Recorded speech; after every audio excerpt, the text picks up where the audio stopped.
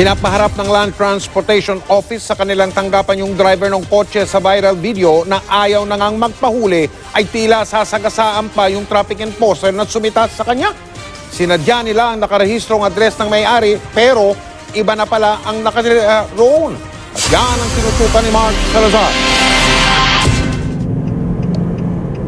Dala ang summons ng Intelligence and Investigation Division ng Land Transportation Office, hinanap ng LTO agents ang nakarehistro sa kanilang address ng may-ari ng kotseng ito sa Antipolo City.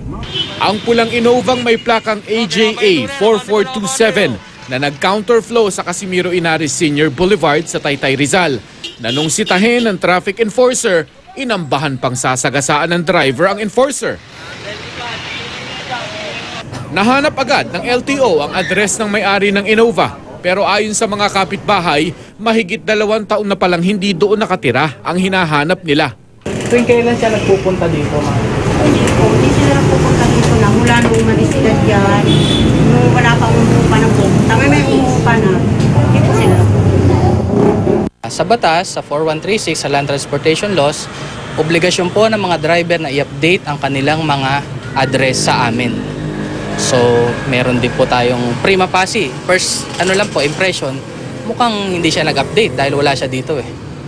Sa Antipolo Cathedral daw mahahanap ang ina ng may-ari ng Innova, kaya doon tumuloy ang LTO. Yung bata na yan, walang sinasabi. Ay, na-video pala. Akala ko nakasagasa, nakapatay yung nung nangyari. Nag-drive ito. Oo. Counterflow kasi noon eh. Ang malaki ho kasing naging issue dyan ay ang kanyang apparently pagre-resist. Kasi inaabante niya eh. Okay. Sa kabila nung ina-apprehend siya eh. Sa July 3, pinapaharap sa LTO ang may-ari ng Innova. Doon malalaman kung iisang tao ang may-ari at nagmamaneho ng Innova sa viral video na nakuhanan pa ng larawan ng enforcer. Mark Salazar, Nakatutok, 24 Oras.